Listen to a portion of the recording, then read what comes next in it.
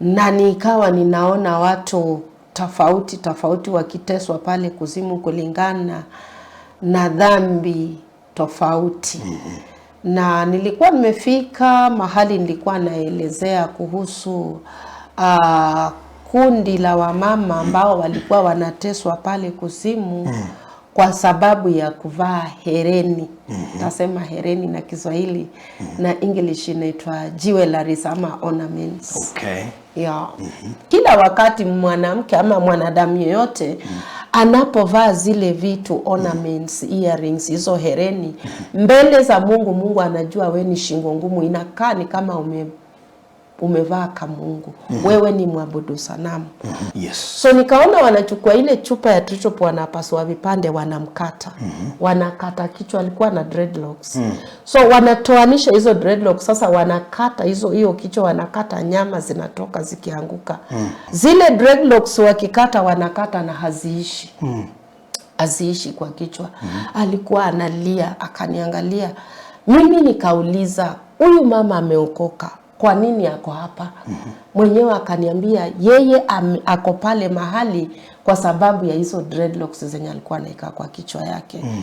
Wanapoteswa pale, akili inamwambia, kama ni mtu alikuwa na manywele, akili yake inimwambia akitoa hizo nywele na atubu, atapewa chance nyingine ya kwenda mbinguni, atatolewa kuzimu. Kwa miguu nilikuwa nimepaka cutex ya green.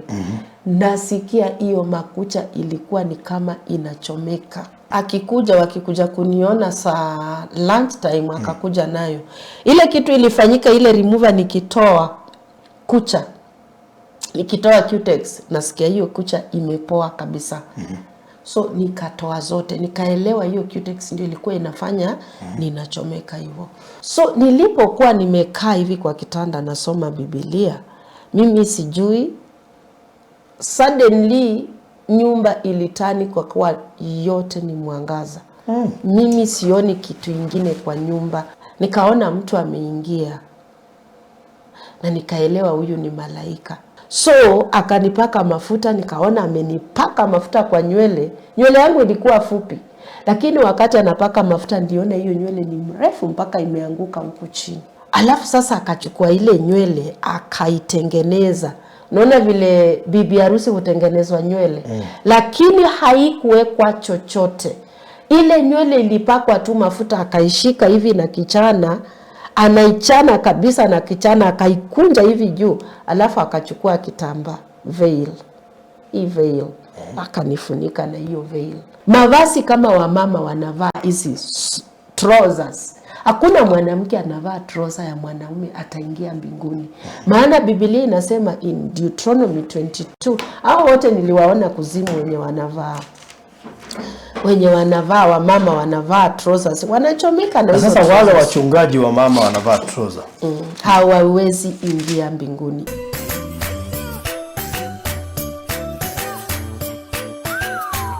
Farodhi TV, wega umagana mushie.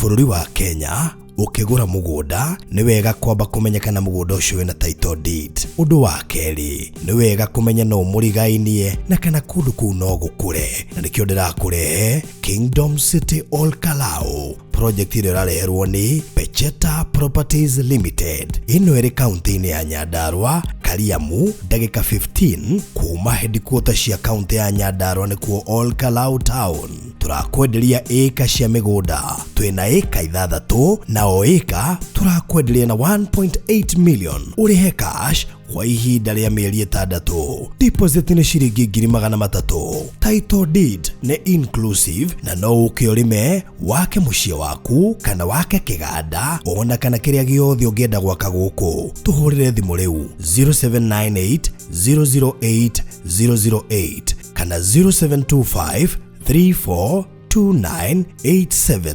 Waria na Phyllis uria niwe CEO Pecheta Properties Limited. Oka wigire eka ya mugunda Nyandarua tukurie bũrũri. Wi hau na ni uraka nyumba yaku ona kana cia gukomborithia. Nyumba tuthimiti na tiles tu, geria Terazo umuthi. Ni juu ni ureyuria ici cirahuthika ku. Ndukamake, tui haha ni undu waku. no ũhũthĩre Terrazzo kũgemia countertop cia riko, stairs, floor cia bafu, ona kana kwandĩka rĩtwa na logo ya biashara. Gũkũ kwa Express Terrazzo Center twĩna material ciothe cia gũthondeka Terrazzo.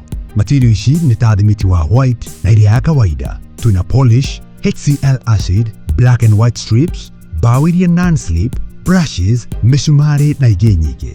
Kwere meja wa Nairobi tũrakũrehera o nginya harĩa ũrĩ.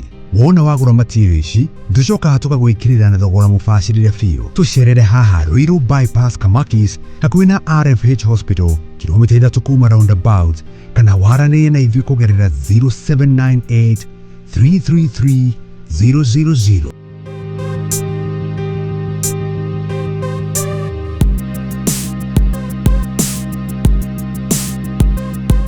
Express Terrazzo Center. You dream it, we fix it. Welcome to Cool Palace B&Bs, your gateway to comfort and convenience. Discover fully furnished apartments strategically located near malls and major roads, including Ruaka, Thika Road, Kiambu Road, and Sosian Estate. From cozy studios to spacious 3-bedroom apartments, we have the perfect stay for you. Need an airport transfer? We've got it covered. For inquiries, visit our offices at Muthaiga Square, first floor, Wing C, room 110. Cool Palace B&Bs, where every stay is a blend of luxury and ease.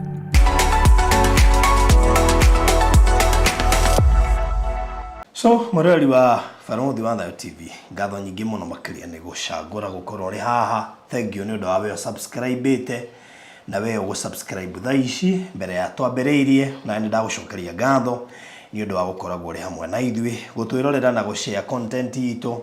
Thank you muno kuri urumiriri waku mwega wi Kenya na wi diaspora. May God bless you so much. Tuingira thiini wa ikereka ria gatatu ria program twambiriirie kiumia kihituku. Twina mugeni ugwitwo Lilian na koguo tuko tukiaria tugicira maingi mege maine na uhoro wake muthenya wa umuthi. Indi tutanaingira ikereka ria gatatu no wega nguririkani uhoro wigie Express Terrazzo Center tunio makoma rugamirire tabarira cito ciothe aria mari haria bypass Kamakis wahetuka RFH ni kuona duka yao nene muno bakiri hau faraini. Acio wira wao ni gwikira Terrazzo thiini wa miako yothe uraka wetho ko ni apartment uraka kana shukuru ofurati cia gukomborithia bungalow mansionette iganda kanitha mikawa mathibitari na borithi na miako yothe iri uraka gutiri mwako utabataraga Terrazzo guku floor-ini, corridor-ini, varanda-ini, stairs-ini kana kuria flat roof iguru. Higo ciothe wabatara gwikira Terrazzo na nijo ni uronererio wega muno hau screen-ini ugubatara kwaria na andu maretwo Express Terrazzo Center. Wira wao ni muthaka muno makiria na ni wira utangitigiria makwandagĩria material magacoka magwikira installation. Uko ni urenda kana wina mafundi magwikira installation no tukwenderia material no ikondo ina cieri tukwenderia material na tugwikira installation. Ririkana installation ndekagwo mundu wothe koguo ndigera ningi urutirwo wira muru thutha wa kwenderia material kwa ikondo ina fundi wa kurutira wira ucio ni makurutagira na njira njega muno makiria. Ngondo mahurire thimu oro riu Basho cia thimu ni 0798333000 0798333000 kana 0798008008. Icio nicio namba ciao kana macerere hali ya area ya Kamakis Eastern Bypass. Duka yao nene iri hali wahetuka RFH Hospital ni ukomiona hau faraini etagwo Express Terrazzo Center. Ndikiririe na wewe kuri itura ria Nyandarua twina mugunda we Nyandarua urari ka mugwanja citigarite eka 4 mugunda uruma 1.8 million per acre na iri kuri ya Nyandarua itura ritagwo Ol Kalou handu hetagwo Kariamu ndagika 15 kuma headquarter cia county ya Nyandarua iri kuri ya Ol Kalou. Mugunda muthaka muno makirio hana green na toro ugo tu ni muirigire no gekirwo gate. In fact icio handitwo bebe koguo no wega ukigire na eka yaku ya mugunda haha 1.8 a deposit of 300,000 icio ingiurehe kahora kwa ihinda ria mieri 6 nigetha undu ucio korore mwega. Koguo nigwenda waranirie na namba eno 0798 008 0798 kana na beno ya Madam Phyllis ure no CEO 0725 342 987 0725 342 987 nigetha ugie na mweke ucio wakwigwatira handu ungeta haku nducio korwo ni mwega mahinda mega riu gutware kwi mundu gwitwo Lilian Lilian twari nake last time tako Lilian na Bwire Obondo ama Lilian Blessed. So karibu sana awamu nyingine, awamu ya 3 katika kipindi ambacho tulianzisha wiki iliyopita. Tuliweza kupeana part 1 na part 2. Sasa hivi nataka tuingie katika part 3. So karibu tena Lilian. Asante sana. Yes, salimia mtazamaji wa Farodhi TV. Asante sana mtazamaji. Ninashukuru Mungu kwa muda ambao ametupatia wa kuongea kuhusu neno la Mungu, na ninashukuru sana pia kwa wale ambao Mungu amewapatia neema ya kukubaliana na neno la Mungu. Maana hapa duniani sisi wote ni wapita njia, tunapita, lakini siku ya mwisho ukiondoka hapa dunia kuna mahali ambapo utaenda. Karibu sana katika kipindi hiki cha 3 tunapoendelea na kutafakari ushuhuda wa kuzimu na mbinguni. Okay. Good. Na nafikiri mtazamaji, ikiwa unaweza labda kukumbuka, tulikuwa tunaongea kuhusu the heavenly and hell journey ambayo Lilian aliweza kupitishwa, lakini hatukuweza kutamatisha manake tulikuwa na mambo mingi sana last time. Remember we didn't, hatukuweza kumalizia manake tulisema tutakuwa na awamu ya 3 ili tusiharakishe, na kuna jambo ambalo labda tungetaka kulipita, tungetaka kusikiza pole at least tuweze kupata ile safari kwa utaratibu tu. Angalau pia tuweze kufuatilia, manake tukipeana kwa haraka sidhani kila mtu ataweza kuielewa, manake si vitu ambavyo kuna watu wengi bado hawajaamini kuna heavenly and hell journey. There's still people who are in doubt until today. Sijui kwa nini, lakini labda mimi ufikiria labda sidhani ni kila mtu atapelekwa, na hakuna vile ati utapelekwa ndio uamini. Vile unaamini mambo yakitendeka ati kuna Mungu, vivyo hivyo ndivyo bado utaamini. Kwa hivyo Lilian, sijui kama utakumbuka mahali tuliachia? Nakumbuka. Okay, basi tuendelee. Acha tuombe. Okay. Baba, katika jina la Yesu tunakushukuru, tunakuinua asubuhi ya leo. Wewe ni Mungu wa miungu, ni Mungu wa pekee, my God and my Father. You worthy to be praised, you worthy to be honored, you worthy to be glorified, Jesus. We lift you up, we lift your name on high. King of kings and King of all the glory, I call upon your presence, your power and your glory. And I speak your precious blood, O Lord God Almighty, upon every listener this morning in the mighty powerful name of our Lord Jesus. Let your blood speak to us, O Lord God Almighty, and let us overcome the power of the enemy by the word of our testimony and the blood of the Lamb of God. We thank you, Jesus. We thank you, Lord. In Jesus' name we pray and believe. Amen. Amen. Kwa hivyo sasa ningetaka tuelekee moja kwa moja hadi tulipoachia, ili tuanzie hapo. Mahali tuliachia, tuliachia mahali nilikuwa pale, nimefika kuzimu. Okay. Na nikajua pale ni kuzimu. Na nikawa ninaona watu tofauti wakiteswa pale kuzimu kulingana na dhambi tofauti. Na nilikuwa nimefika mahali nilikuwa naelezea kuhusu kundi la wamama ambao walikuwa wanateswa pale kuzimu kwa sababu ya kuvaa hereni. Nasema hereni na Kiswahili, na English inaitwa jewelries ama ornaments. Okay. So nilipofika pale, vile nilikuwa naelezea ya kwamba ukishaona wale watu wakiwa wanateswa, kila mtu anateswa kulingana na kile alifanya. Anahukumiwa kulingana na makosa ile alifanya. So pale wale watu walikuwa wanateswa, walikuwa kwa vikundi tofauti. So baada ya kuona hiki kikundi cha wamama na pia wanaume ambao wanavaa mahereni, wanavaa jewelries, wanavaa ornaments, wanavaa bangles, earrings, necklaces, saa ingine watu wanafikiria ni mapambo, ni uzuri, lakini ukiangalia katika Biblia, ukiangalia katika Exodus 33, katika kitabu cha Exodus 33 Exodus, angalia 33. Biblia yangu ni ya Kizungu, so kama unaweza soma na Kiswahili itakuwa ni mzuri sana, kuanzia mstari wa kwanza kutoka hadi mstari wa 6.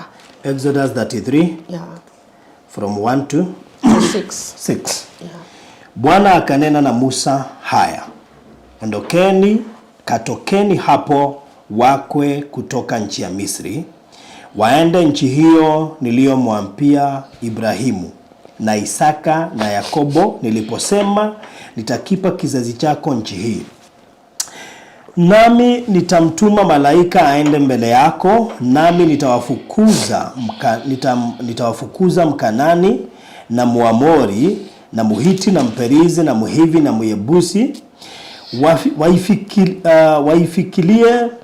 waifikilie nchi imiminikayo maziwa na asali, kwa maana mimi sitakwenda kati yenu, kwa sababu ninyi ni watu wenye shingo ngumu, nisiwaangamize ninyi katika njia. Watu waliposikia habari hizo mbaya wakaomboleza, wala hapana mtu aliyevaa vyombo vyake vya uzuri. Bwana akamwambia Musa, waambie wana wa Israeli, ninyi ni watu wenye shingo ngumu, kama mimi nikiingia kati yenu dakika moja nitawaangamiza. Basi sasa vueni vyombo vyenu vya uzuri, ili nipate kujua nitakalowatenda. Bwana asifiwe. Amen. So ukiangalia katika haya maandiko, wakati Mungu anaambia Musa aendelee na safari ya kuongoza wana wa Israeli waende katika nchi ya Kanani, Mungu anamwambia ya kwamba katika mstari wa 2 ya kwamba atatuma malaika aenende nao. Alafu ataondoa maadui zao. Ukiangalia mstari wa 4, mstari wa 3, Mungu anasema yeye mwenyewe hata enenda nao, maana shingo zao ni ngumu, akienenda nao atawaangamiza kwa njia. Alafu mstari wa 4 unasema waliposikia hivyo waliomboleza, na hakuna aliyevaa chombo cha uzuri. Na Mungu akawaambia mstari wa 5 ya kwamba akaambia Musa, wana wa Israeli wako na shingo ngumu. Akawaambia akienenda nao atawaangamiza.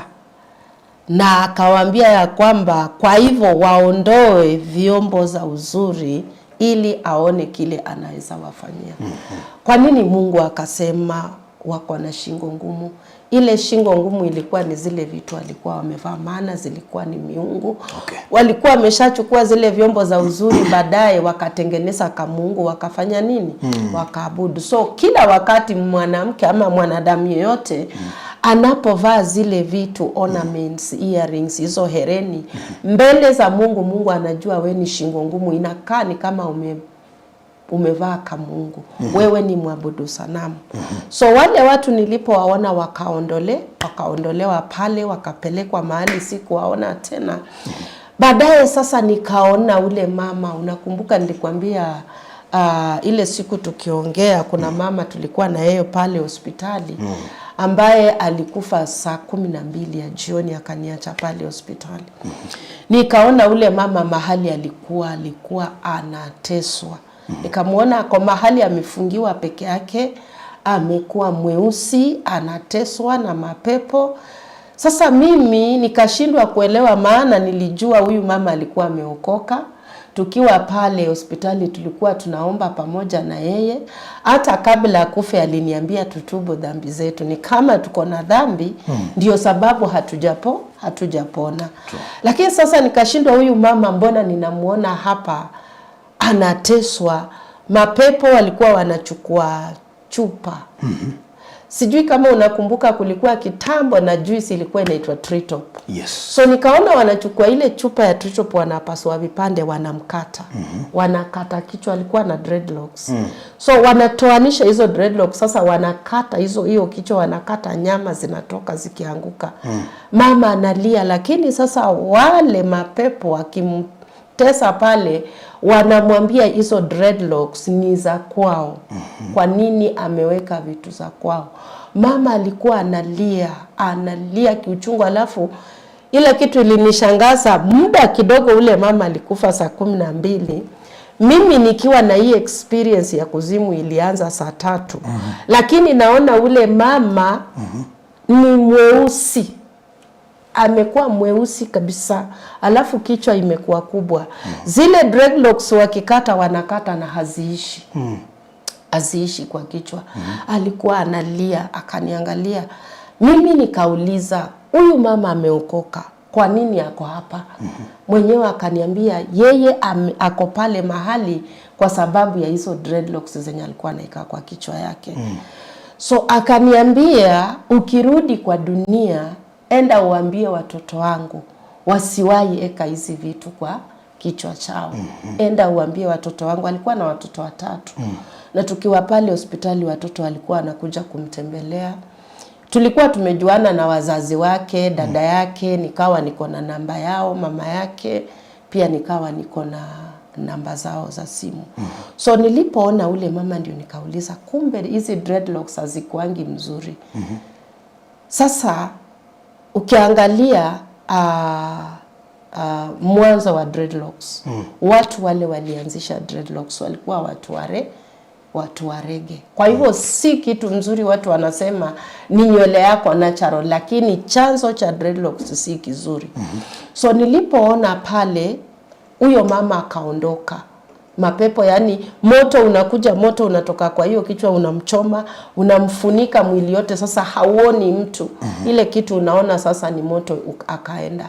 So alipopotea kupinduka kuona, nikaona mama mmoja alikuwa rafiki yangu na alikuwa mteja wangu wakati nilikuwa nafanya kazi ya kusonga. Sasa huyu mama niliyeona ni mama alikufa mwaka 2012. Alikufa hapa tu Aga Khan Hospital akienda kujifungua. Akawa anafanyiwa operation haikuenda mzuri, ule mama akaaga. So akaaga na hata akakaa hospitali sana, lakini hakuweza kutoka. So nikamuona pale kuzimu. Nikaona mali alikuwa amefungiwa peke yake. Ni kama ako ndani ya chumba, kile chumba unaona bricks imejengwa, imeinuliwa, lakini haijaisha. So pale ndani ako kwa matope. Ile matope ilikuwa matope nyeusi. Na ni matope yenye unaona hii matope inakuanga kama gamu. Sasa ile matope inamshika, akijaribu kutoka inamvuta hizi nyama. Mama analia. Ni kumuona hivi, nikaona kichwa yake ilikuwa kubwa na imekuwa nyeusi. Alafu nikaona zile hairstyle nilikuwa na msuka zote. Hiyo kichwa moja imebeba hizo hairstyles zote. Sasa mapepo walikuwa wanachukua chupa, wengine wanachukua kisu, wanamkata zile manywele wakitoa. Analia. Mama analia. Anajaribu kutoa zile nywele ziondoke, hazitoki. Sasa wale mapepo wanamchukua pale kwa kile kinyumba, wako na uwezo wa kumuinua, kumtoa kwa ile matope. Wanamuinua hivi, wakimpeleka juu.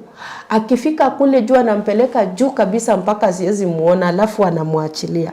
Wakimwachilia, akianguka chini, yale mapepo yako chini yanaendelea kumkata kichwa. So mama akawa analia. Na wakati nilikuwa na msuka, nilikuwa namhubiria nikimwambia aokoke. Akakataa. Akaniambia yeye, najua hii maisha ya wokovu. Alikuwa ananiangalia anasema, kama wokovu ni hii yako, hii ya kuteseka. Kwa sababu alikuwa mama tajiri. Walikuwa wanaishi vizuri. Ni mama nilikuwa nikienda kwake kumtengeneza nywele, si ati ananilipa. Ananipea pesa kupita kiwango, atanipea chakula, atanipea manguo nini. So alikuwa anaona mimi naishi maisha ya kuteseka. So nilikuanga nikimhubiria wokovu ananichekelea, anakataa. So wakati nilimuona pale, akaniambia, Lilian, ningekubali kuokoka vile ulikuwa unaniambia niokoke, singekuwa hapa saa hii. Alafu akaniuliza, wewe umeokoka na umekuja hapa kufanya nini? So aliponiuliza hivyo nikaona ni kweli mimi nimeokoka. Yeye hata hakuokoka, lakini ako hapa. Mimi nimeokoka na nimekuja hapa kufanya nini? Nikasikia aibu. So nikimwangalia ninaona ni aibu. Alafu wakati alisema hivyo, unajua yeye alikuwa na hii side ya watu hawajaokoka, lakini kuna vile alikuwa ametengwa peke yake. Sasa wale wenye hawajaokoka kuniangalia wakaanza kucheka, ni kama wanakuja kunichukua waniingize kwa moto. Sasa pale mahali akaniangalia tena akaniambia, mimi niko hapa kwa sababu mume wangu alinitoa dhabihu. Kama ningeokoka mume wangu hangenitoa dhabihu. Lakini nataka uende umwambie aokoke. Sitaki mume wangu akufe akuja hapa kwa mateso mahali niko.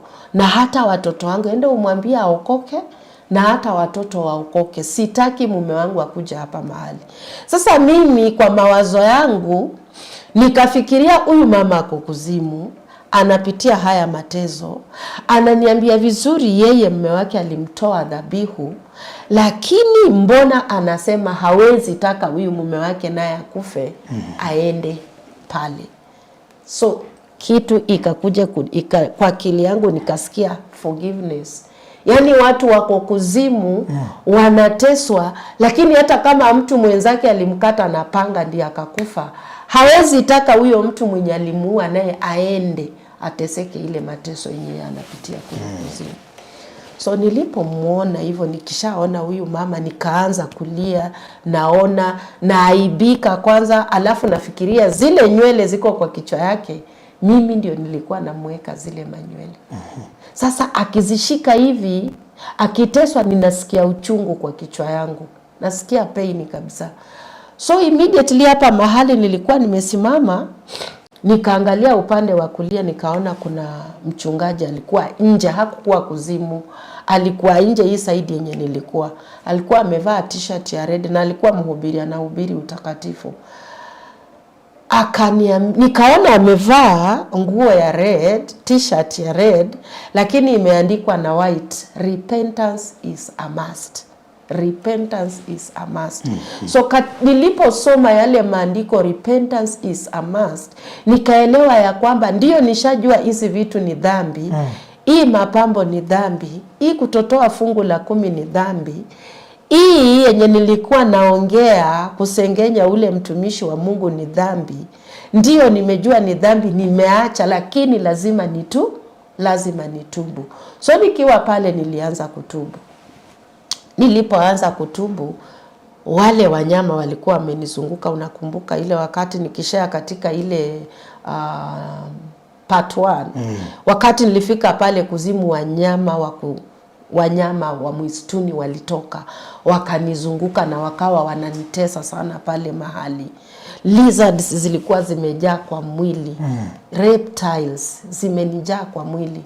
So nikaanza kutubu. Nilipoanza kutubu na mention kila kitu one by one. So kitu niliona, wale wanyama waliondoka wote wakarudi kule kwa moto. Waliporudi kule ndani, nikaona mlango umefungwa. So mlango ulipofungwa, nikaanza kuita Yesu, nikaambia Yesu, nisaidie uniondoe hapa mahali. Yani nilikuwa nalilia Yesu nikiomba msamaha. Hii msamaha watu wanakataanga, ukiambia mtu hapa kwa dunia watu watubu, watu wanakataa, hawataki kutubu. Lakini kule kuzimu watu wanatubu. Kule kuzimu watu wenye wako pale wanatamani, wanatafuta njia. Unaona mtu anatembea anatafuta njia ya kutoka, lakini haipatikani. Wanapoteswa pale, akili inamwambia, kama ni mtu alikuwa na manywele, akili yake inimwambia akitoa hizo nywele na atubu, atapewa chance ingine ya kwenda mbinguni, atatolewa kuzimu. Lakini hiyo chance haiko. So nikianza kuita Yesu nikimwambia nisamehe, ule mlango ukafungwa. niliona mwangaza ulikuja ukanigusa hapa. Ule mwangaza uliponigusa hapa nikaona nimeinuliwa juu. So nikaona tena niko kwa mwangaza, sasa nimetoka kwa giza. Sasa nilipokuwa pale kwa mwangaza, niliona tu nimekuja, nikaingia pale kwa ward. Ile ward nilikuwa, nikasimama kando. So hapa kando nimesimama na hapa mbele naona kitanda yenye nilikuwa nimelalia. Ninajiona niko mili mbili. Naona kuna mwili umelala pale kwa kitanda ni wangu, na ninaona nimesimama. Sasa nikafikiria kwa mawazo yangu, hii mwili imelala kwa kitanda kwani ni ya nani? Si ni mwili yangu. Nikapeleka hivi mkono kugusa ule mwili. So nilipopeleka ule mkono nikagusa ule mwili, nikaona nimeingia kwa mwili.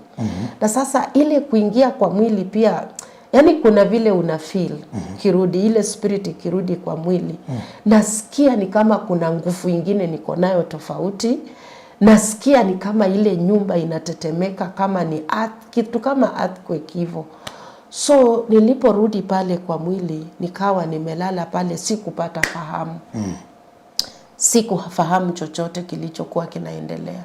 So ilipofika asubuhi, kitu ikielekea, nafikiria ilikuwa ikielekea kitu saa 12, wale nurses wenye walikuwa usiku wakawa wana exchange na wale nurses wa asubuhi.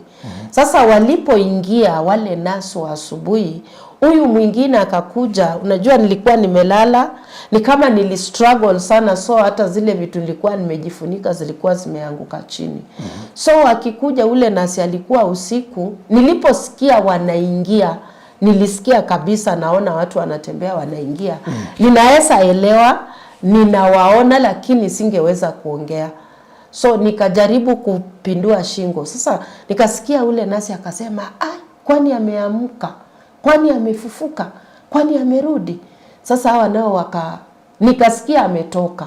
Ule nasi mwenye alikuwa usiku akaacha hawa wawili, yeye akatoka. Alipotoka akakimbia akaenda akakuja na daktari. So akaambia daktari ati kumbe amefufuka, kumbe amerudi. So ule daktari ni ule daktari mwenye alikuwa duty usiku, mwenye nilienda kwa ofisi yake akaniambia nitoke, akanifukuza. Ule daktari akaanza kutetemeka, kwa sababu katika hiyo hali sikuwa naweza kuongea, siwezi jipindua, siwezi fanya nini. So daktari akaanza kutetemeka, anasema makosa ilikuwa yake. Nilienda kwa room yake akakataa. Wanajaribu kutafuta mishipa waweke injection, haipatikani. Nikaona ule daktari alikuwa na wasiwasi kabisa, mpaka alikuwa na shake. Anajaribu kushika faili, inatoka kwa mkono yake inaanguka chini, akishika kalamu inaanguka chini. Yani naona ni kama wako very confused. Akatoka. So alipotoka akaenda akakaa kidogo tena akarudi with other nurses. So aliporudi ndio wakajaribu kutafuta mishipa za kuweka dawa, wakabadilisha ile dawa, wakanibadilishia, na nilisikia akisema wabadilishe madawa, wakabadilisha. So nikakaa katika hiyo hali, sielewi chochote mpaka asubuhi ilipofika. Kitu saa 5 ya mchana ndio nilianza kurudisha fahamu.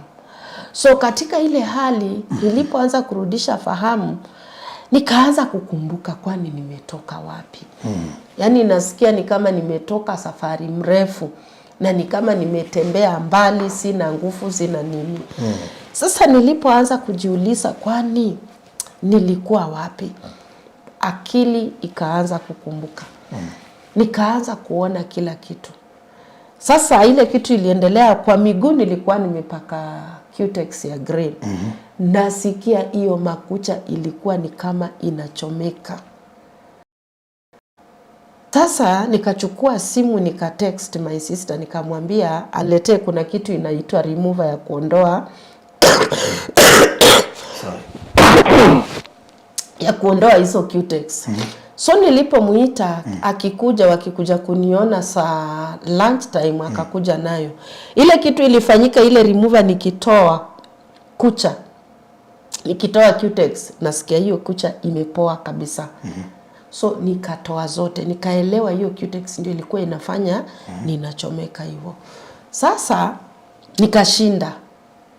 Nikaendelea sasa kusikia nafuu, nikaanza sasa nikapata fahamu kabisa, sasa nikaanza kuomba.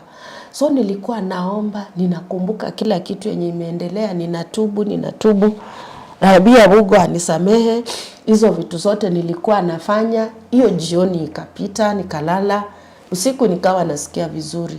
So kesho yake ilipofika, nikawa naona nimesikia vizuri kabisa, mpaka daktari tena naanza kusema anaona sasa naendelea tena nikirikava.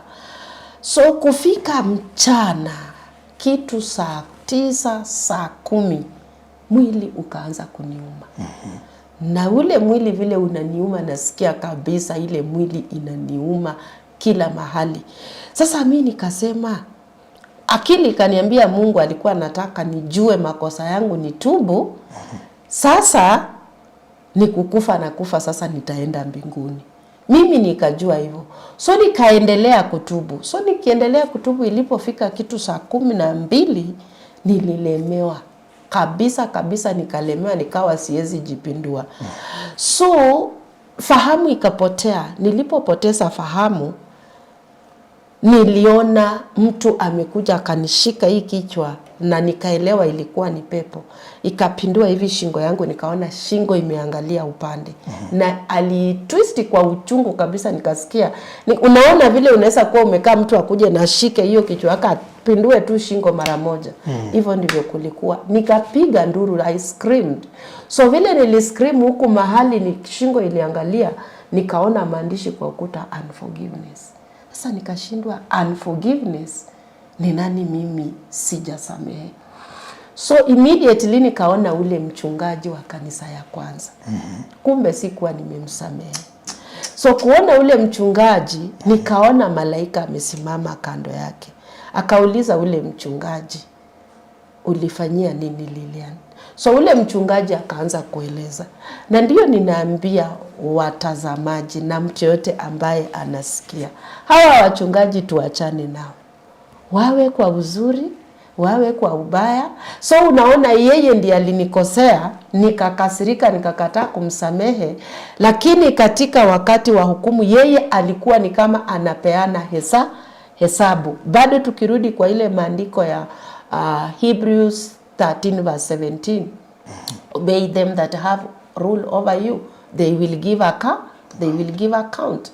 He was the one giving account. Yeye ndiye alikuwa anapeana, anasema kile kilitendeka. And then huyu malaika akaniambia, umesikia vile amesema? Nikasema nimesikia. Akaniambia, lakini lazima umsamehe. Lazima umsamehe.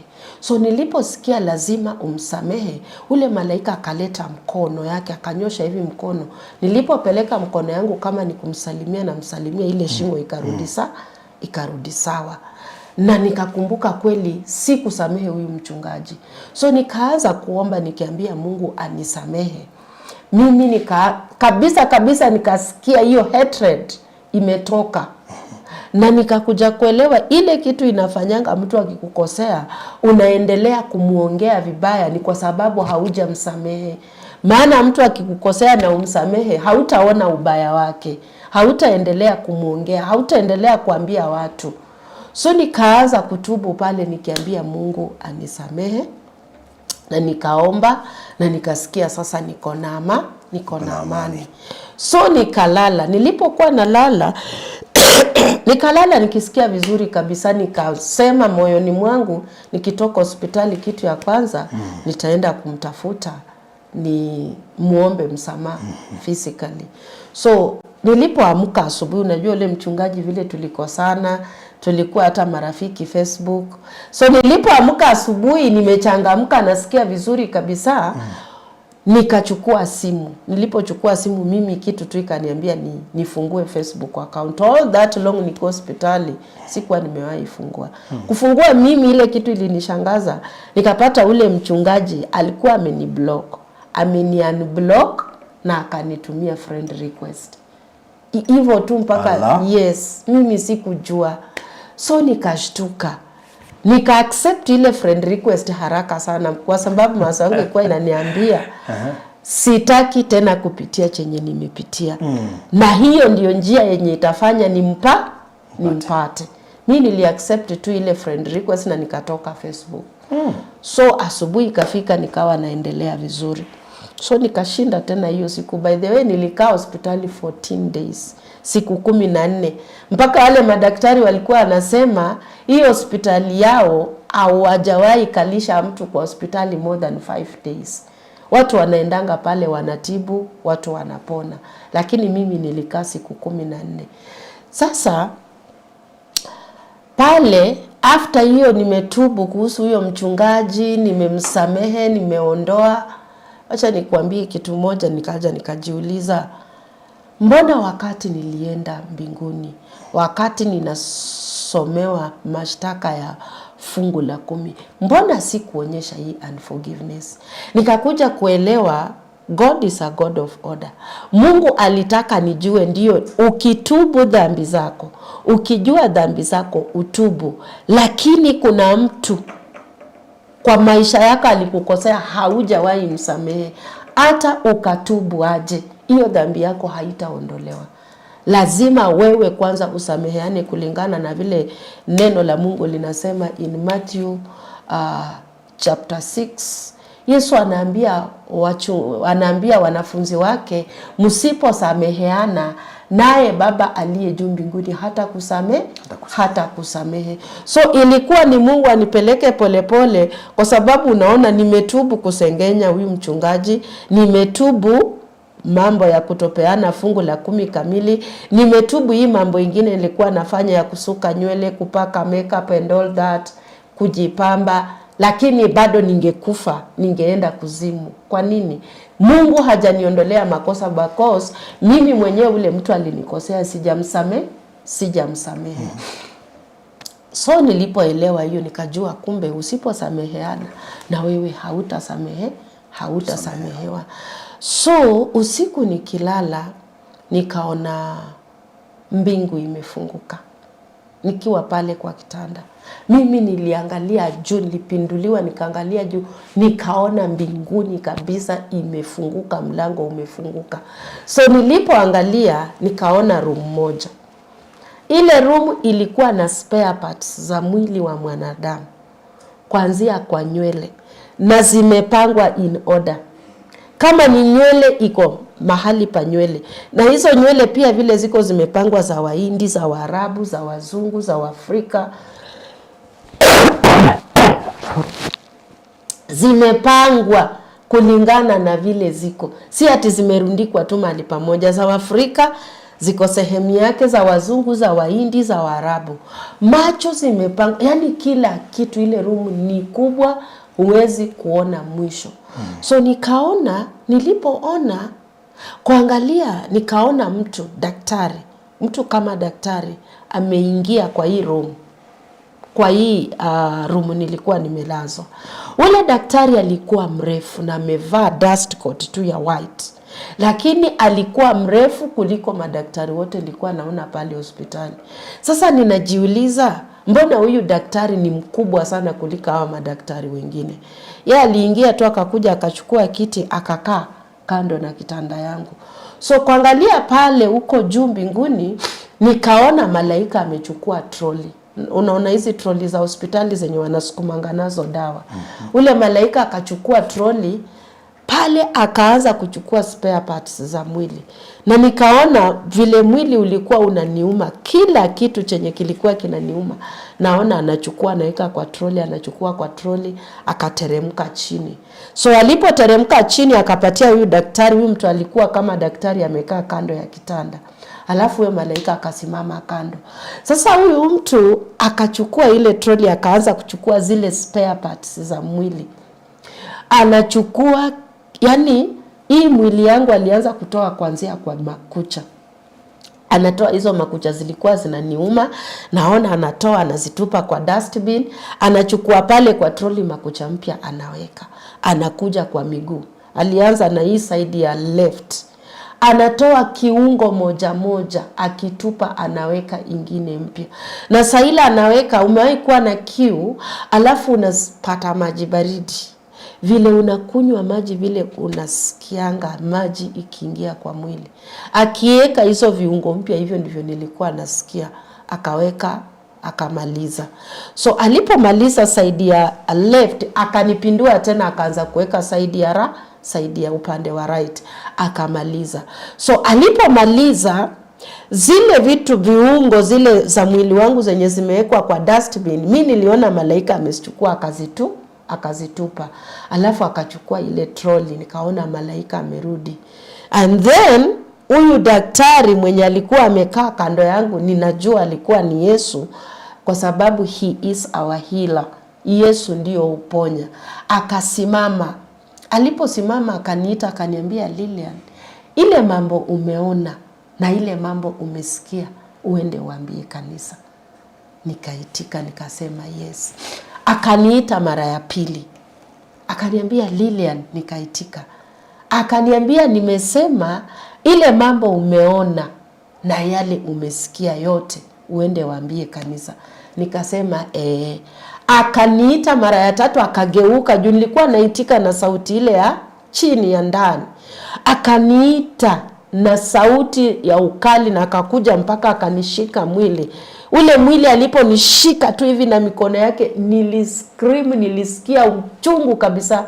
Nikascream, nikaona ni kama eka hivi, akaniunganisha na ukuta. Akasema, nimesema yale mambo umeona na yale mambo umesikia uende waambie kanisa. So nikaitika kwa sauti ile ya juu kabisa. Alafu akaondoka. Immediately alipoondoka, mimi nikaamuka, nikashtuka, nikaamuka. Niliamuka nikisikia mwili uko na nguvu nyingine, yani sisikii maumivu yoyote. Nasikia, yani unajua ukiwa mgonjwa unakuanga umekonda. Nikikuonyesha picha vile nilikuwa nikitoka hiyo hospitali, vile nilikuwa nimeisha. Lakini ile wakati niliamuka, nilisikia niko na nguvu kabisa. Nikaanza kuruka juu, nikaanza kuabudu, nikaanza kuimba. So nje nurses wanasikia, wakaingia ndani, wakakuja. Wakaona mimi saa, wakashindwa, huyu mtu amelala hapa kwa kitanda all along, hamkangi, hawezi fanya chochote. In fact hata kulishwa nilikuwa nalishwa. Yes. Na kulikuwa na nasi hapo mzuri sana kwa hiyo hospitali, anaitwa Grace. You know, sikuwa na mtu yoyote wa kunishughulikia. Huyo nasi alikuwa ananifanyia kila kitu. Anakuja mpaka ananipeleka bathroom, ananiogesha, anakuja ananiuliza chakula ya hospitali kama imenishinda. Alikuwa anachukua hata pesa yake, anaenda ananunua chakula nje, ananiletea, ananilisha. So hivyo ndivyo nilipona na nikariliziwa. So hii maneno ya spare parts inakuanga ukweli? Because I've had people severally wakisema kuhusu hizo spare parts. Yeah. Ni ukweli. What happens mwanadamu akiwa mgonjwa, hii healing, madawa ziko ndio, lazima mtu uende hospitali, utibiwe na daktari. But it is God who heals. Ile kitu Mungu kumbe anafanyanga kwa mwili wa mwanadamu. Kama ni tumbo inakusumbua, ni hiyo tumbo tu ndiye anaondoa na anaweka mpya. Kwa sababu yeye ndio anaumba. Anaumbianga mtu kiungo mpya cha mwili. Mtu mwanadamu akiwa mgonjwa iwe nini, Mungu anakupatia a new body. So wewe previously you had cancer? Previously kabla niokoke, nilikuwa na kansa ya matiti. Nikapona. Nilipona 2011. Nikapona hiyo kansa ya matiti. Sasa by 2011 nilikuwa nimeokoka. Nikapona. So katika ile kupona ile nilipona kansa, it was also a miracle. Nilipona tu kwa nyumba hiyo, hata siku hospitali. Wakati sasa nilikuwa nachangiwa pesa ya kwenda kufanyiwa operation. Na nikawa naomba. Nilikuwa naambia Mungu, mimi najua Mungu anaponya. Isaida Mungu aniponye ama madaktari, Mungu asababishe madaktari wapate dawa. So my healing was also a miracle. Mimi niliponywa tu na Yesu kwa nyumba. Nikiwa kwa nyumba. That is how I got healed, through prayers. So the spare part za mwili wa mwanadamu, it's okay. Na ile kitu ninaambia watu waache kusema ati hakuna kuzimu, ati nani amewahi enda huko. Wanaleta mambo mingi ati hakuna mtu anaweza enda kuzimu akarudi. And ukiangalia maandiko ile watu jidefend naye ati hakuna mtu anaweza enda mbinguni akarudi ni hii Luke, in the book of Luke 16, Luke 16, Luke 16 ukiangalia kuanzia mstari wa 19, Yesu mwenyewe ana confirm ya kwamba kuna kuzimu na kuna moto. Sijui utasoma na maandiko ya Kiswahili. Kuna kuzimu na kuna moto na kuna mateso na kuna kilio. Luke 16 kuanzia verse 19. 16 verse 19.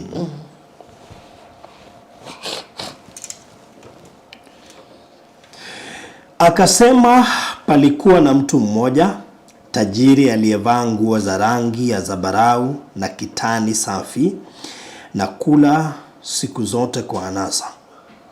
Na maskini mmoja jina lake Lazaro huwekwa mlangoni pake, ana vidonda vingi. Naye alikuwa akitamani kushibishwa kwa makombo yaliyoanguka katika meza ya yule tajiri. Hata mbwa wakaja wakamramba vidonda vyake. Ikawa yule maskini alikufa, akachukuliwa na malaika mpaka kifuani kwa Ibrahimu.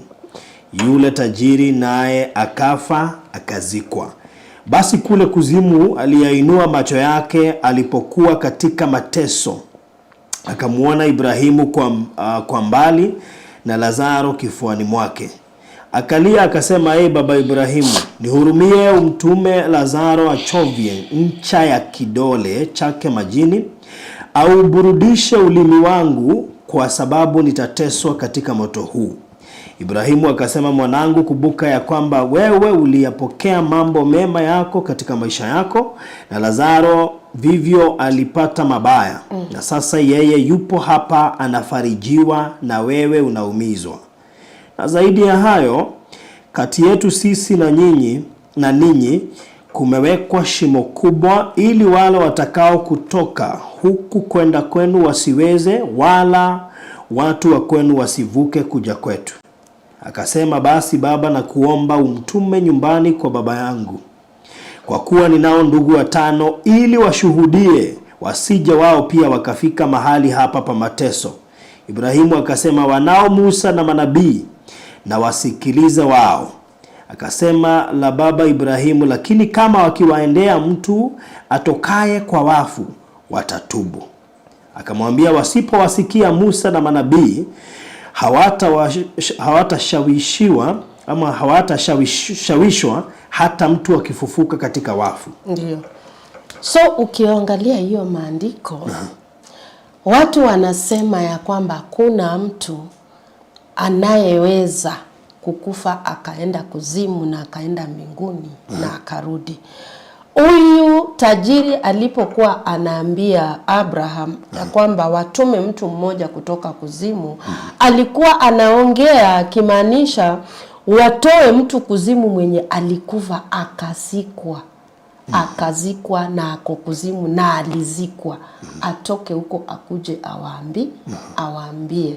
Hii ni kitu tofauti na mtu umegonjeka ukalala hospitali ukakufa ukatoka kwa mwili na ukarudi ukafufuka ukakuwa hai.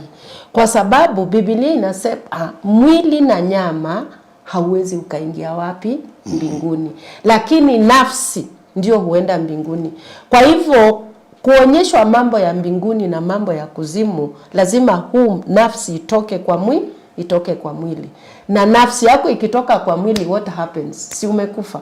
Already mwili umekufa, hauna uhai umetoka, umeenda mbinguni na ukaenda kuzimu.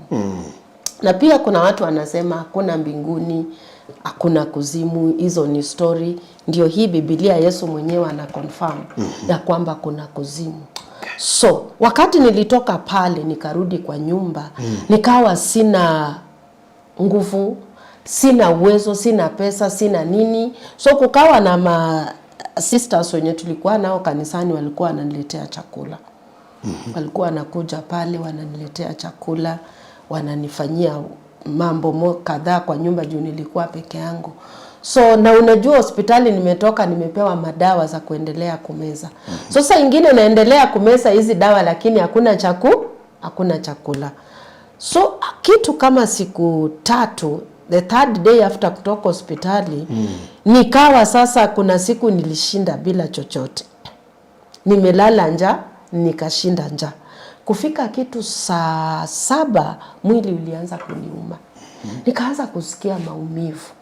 Lakini ile maumivu nilikuwa nasikia maumivu kila mahali ninaumwa. So kuna rafiki alikuja kunitembelea. Akija kunitembelea, yeye akapata ile hali niko, yeye ni kama alijua sasa ni kukufa na kufa, akaanza kulia. So alipoanza kulia kitu ikanikujia, mbona analia? Nikajua juu yeye anaona vile niko, ni kama ameshaona mimi ni kukufa ninakufa. Nikasema na sasa mimi hata nikikufa, kwa sababu nilikuwa nimepigia pastor simu, tukaongea na yeye, pastor wa kanisa nilikuwa, ule pastor mwingine wa kwanza alikuwa nishaongea na yeye, tumeombana msamaha, akaniambia atakuja kunitembelea.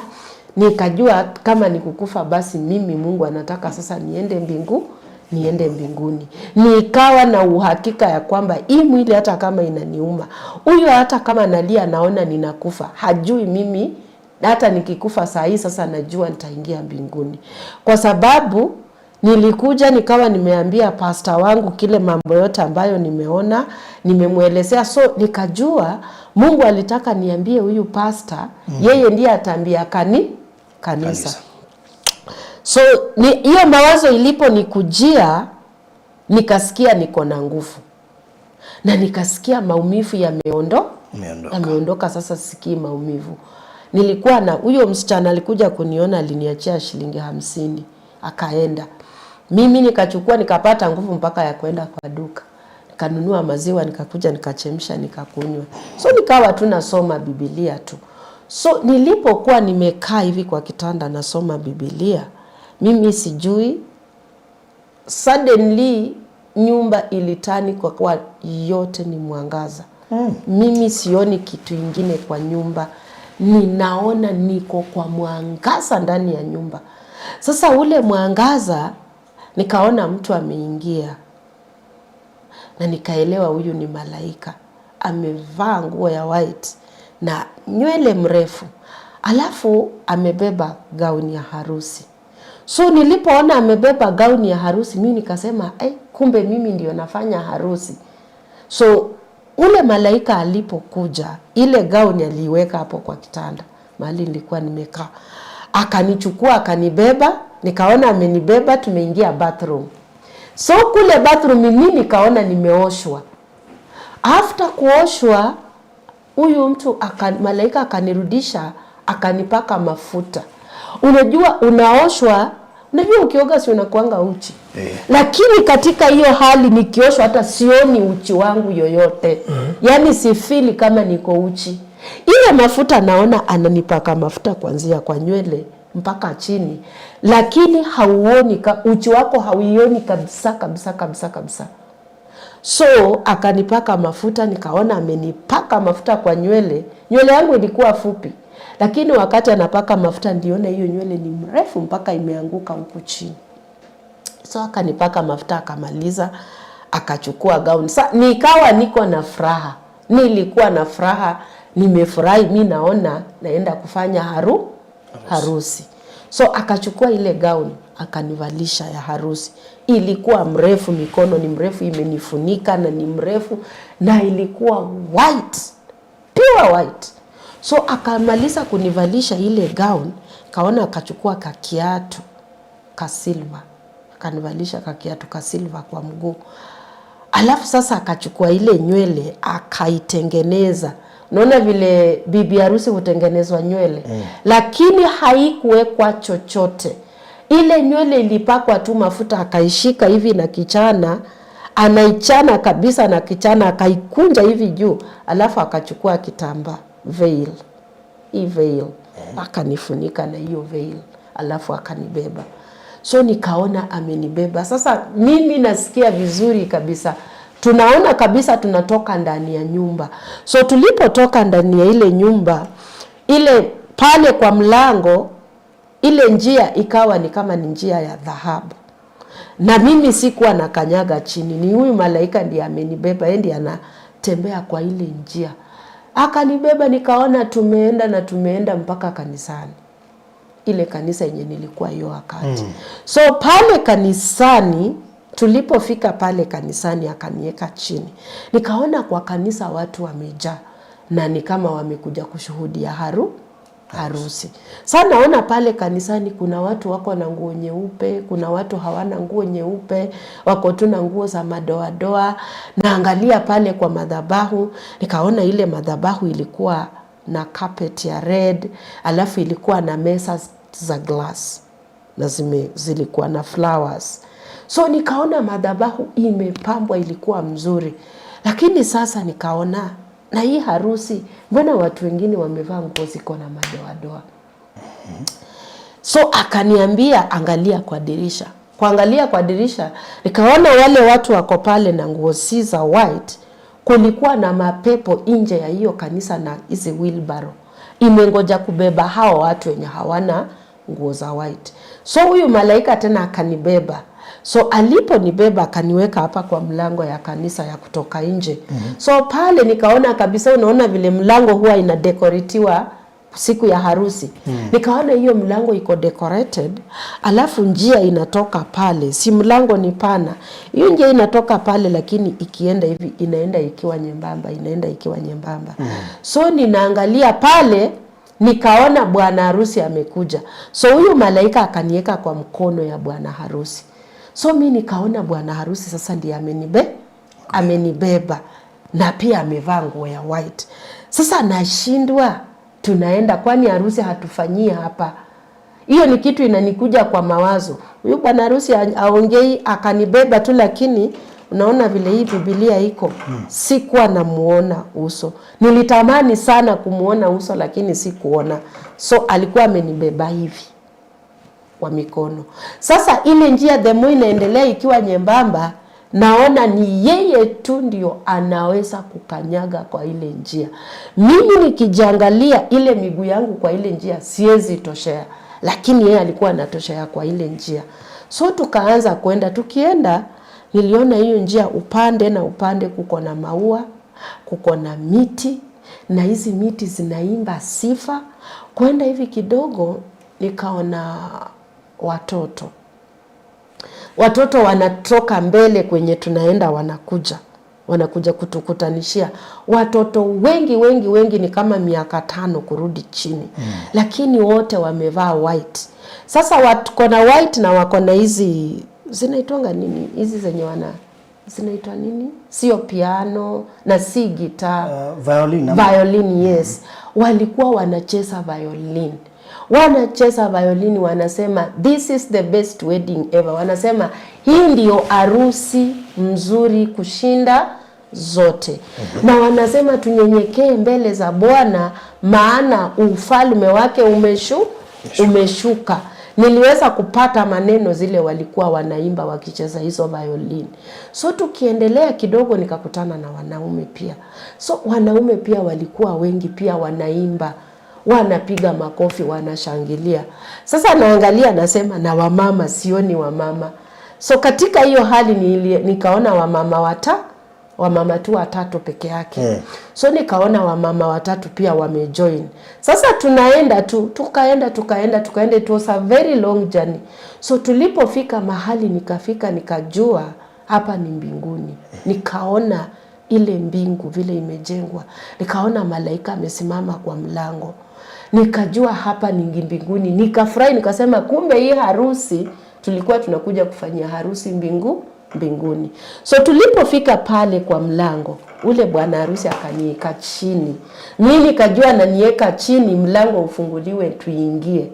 So aliponiweka chini akaniambia, enda uandae bibi ya harusi. Enda uandae kanisa.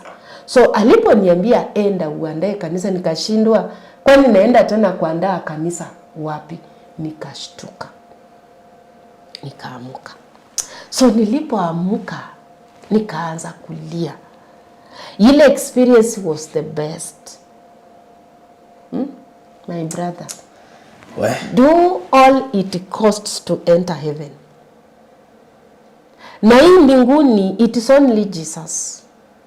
Lazima tu ufuate Yesu vile anataka. Yeye ndiyo njia ya uzima wa milele. Bila Yesu hakuna mwanadamu ataweza ingia mbinguni.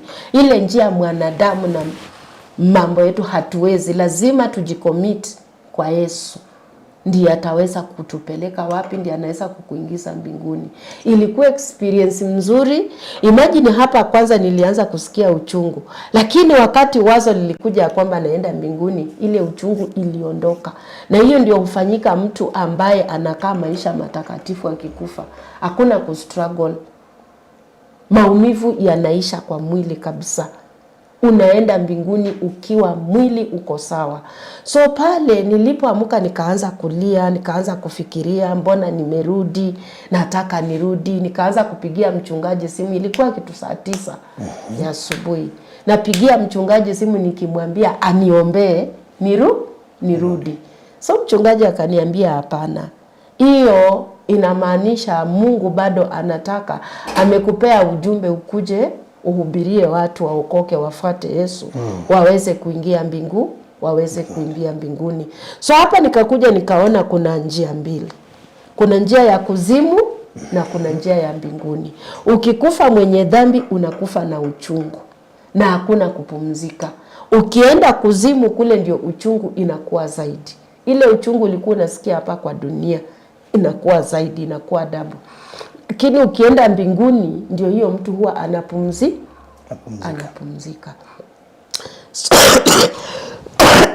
So nikakaa pale.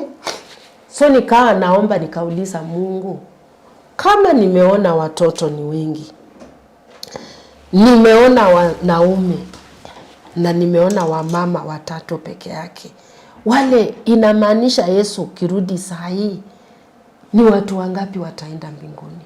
Pale kanisani vile nilikuwa nimeona wengi walikuwa kwa nguo chafu, na Mungu akaniambia hiyo wakati angerudi only 10% of the church wangeweza kuingia mbinguni. 10%. Wachana na hawa wenye hawajaokoka. 10% ya wale wanasema wameokoka wako kanisani ndio wangeweza kuingia mbinguni. Kwa hivyo mimi nisaambia mtazamaji, kulingana na kuona kwako ama ndio uliambiwa ama no, ni katika ile hali ya maombi nikiomba, ni Roho Mtakatifu mwenyewe aliniongelesha. Okay. Yeah. Wow. Sasa kulingana na wewe, manake ulipitishiwa hayo yote ndio uje utuambie. Tujue kuna mbinguni na kuna kuzimu.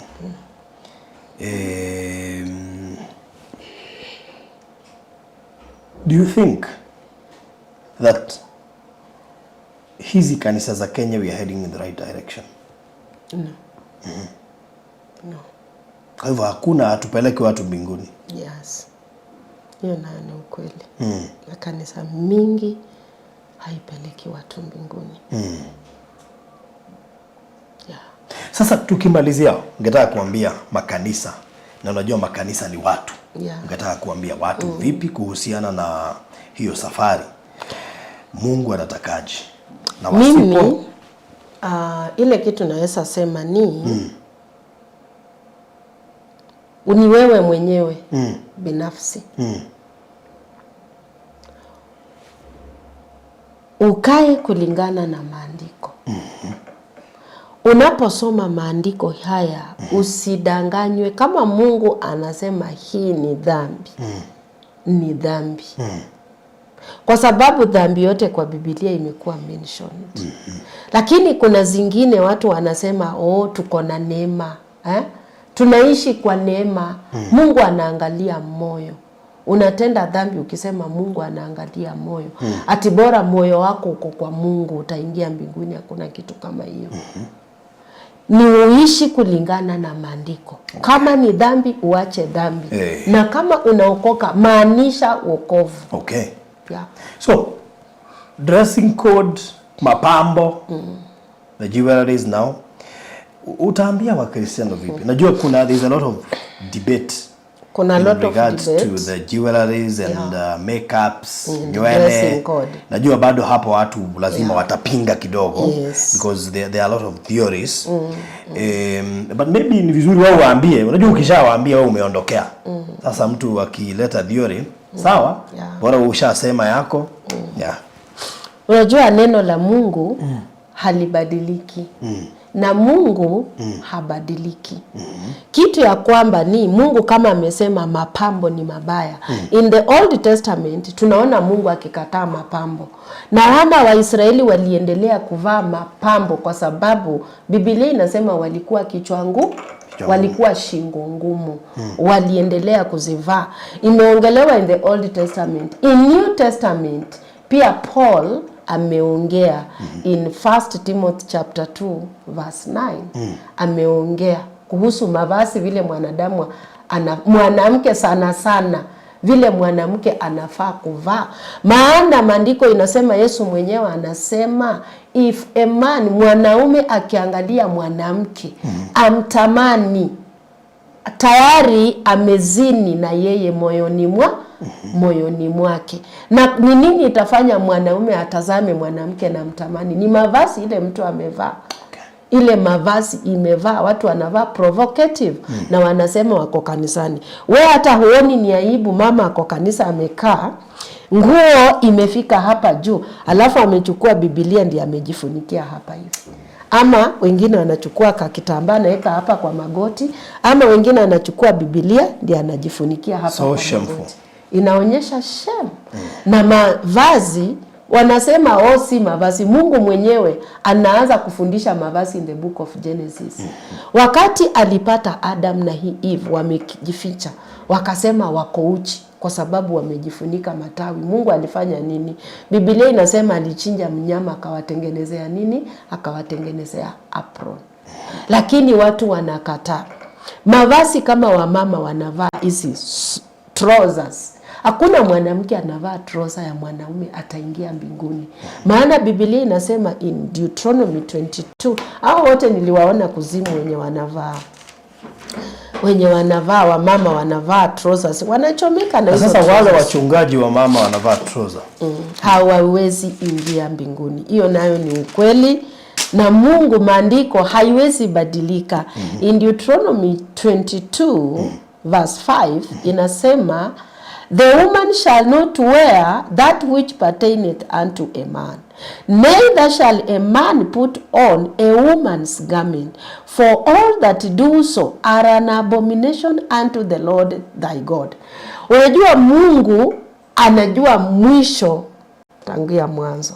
Mungu alijua unajua wanaagi wanasema hizo nyakati hakukuwa na mavazi ya wanaume na wanawake.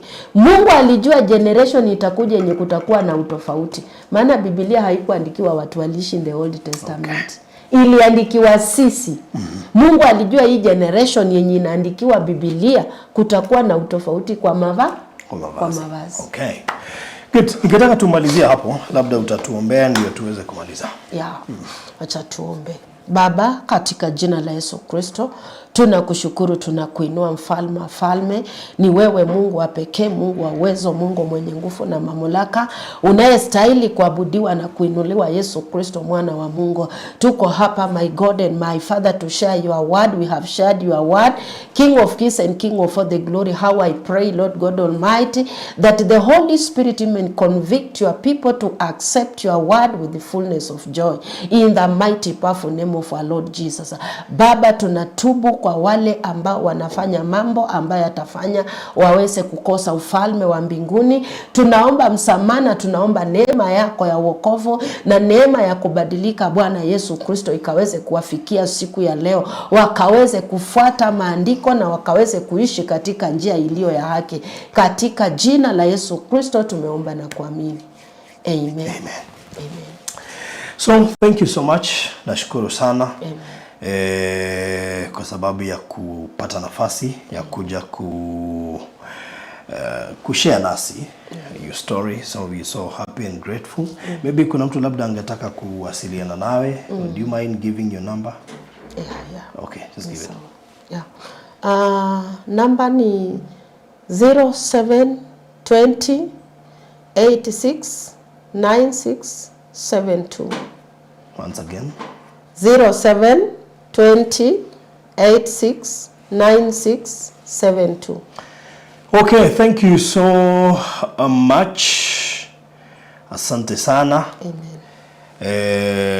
Tulikuwa naye Lilian na Bwire Obondo niwe tu manake muthenya wa umuthi ni juhe haguo ni tulioka niga tugie na emphasis nene nyenda tu discuss ndeto icio muno cia nguo na magemio no icio nyenda tu ingire kirathi nigetha tugie na undu ucio wa ona gucierwo na makeria tondu undu ucio ni utukanagiria andu ingi muno na tondu wahutio ni juhe ni ngwira mutungatiri Kefas tuli emphasize tuthie deep oroigie magemio na mikirire nituyana gwetwo muno nendo mana kuona heaven and hell experience koguo ngaitu na mwaokeku tukurikiria hau guririkania tabarĩra nĩ kũrũgamĩrĩirwo nĩ Express Terrazzo Center gukuhe namba ciao cia thimu nigetha we uraka muci ni gubatara wikirwo Terrazzo namba ciao cia thimu ni 0798 333 00798 333 000 kana 0798 008 008 nigukugweta ile cia kuria Nyandarua kambuni ya Pecheta Properties Limited ndio kweshiria kirio gweka nigetha wigwatire eka gatagate kainya iria itigarite ukuhura na beno 0798 008 008 0798 008 nigetha wigwatire eka na 1.8 million ndo shokoro mega deposit ni ngiri magana matatu icio ingire na ihinda rĩa mĩeri 6. God bless you so much. Ogena mahinda mega. Bye bye. Bũrũri wa Kenya ukigura mugunda ni wega kwamba kumenyekana mugunda ucio wina title deed. Undu wa keri ni wega kumenya no murigainie na kana kundu kuu no gukure na nikio ndirakurehe Kingdom City All Kalau project ile rareherwo ni Pecheta Properties Limited. Ino eri county ya Nyandarua Kariamu ndagika 15 kuma headquarters cia county ya Nyandarua ni kuo All Kalau town. Turakwenderia eka cia migunda twina eka 6 na o eka turakwenderia na 1.8 million urihe cash kwa ihinda rĩa mĩeri 6. Deposit ni shiringi 300,000. Title deed ni inclusive na no ukiorime wake mucie waku kana wake kiganda ona kana kiria giothe ungienda gwaka guku. Tuhurire thimu riu 0798 008 008 kana 0725 342987. Waria na Phyllis uria niwe CEO Pecheta Properties Limited. Oka wigire eka ya mugunda Nyandarua tukurie bururi. Wi hau na ni uraka nyumba yaku ona kana cia gukomborithia nyumba tuthimiti na tiles tu geria Terrazzo umuthi ni juu ni ureyuria ici cirahuthika ku ndukamake tui haha ni undu waku no huthire Terrazzo kugemia countertop cia riko stairs floor cia bafu ona kana kwandika ritwa na logo ya biashara guku kwa Express Terrazzo Center tuina material ciothe cia guthondeka Terrazzo. Material ici ni ta thimiti wa white na iria ya kawaida. Tuina polish, HCl acid, black and white strips, bao iria non-slip, brushes, misumari na ingĩ nyingĩ. Kwere meja wa Nairobi turakurehera o nginya harĩa uri. Wona wagura material ici nducoka tukagwikirira na thogora mubacirire biũ. Tucerere haha Ruiru bypass Kamakis hakuhĩ na RFH Hospital kilomita 3 kuma roundabout kana waranĩrie na ithuĩ kugerera 0798 333 000.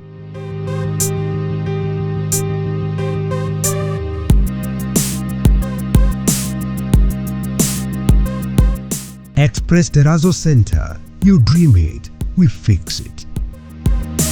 Welcome to Cool Palace B&Bs, your gateway to comfort and convenience. Discover fully furnished apartments strategically located near malls and major roads, including Ruaka, Thika Road, Kiambu Road, and Sosian Estate. From cozy studios to spacious 3-bedroom apartments, we have the perfect stay for you. Need an airport transfer? We've got it covered. For inquiries, visit our offices at Muthaiga Square, first floor, Wing C, room 110. Cool Palace B&Bs, where every stay is a blend of luxury and ease.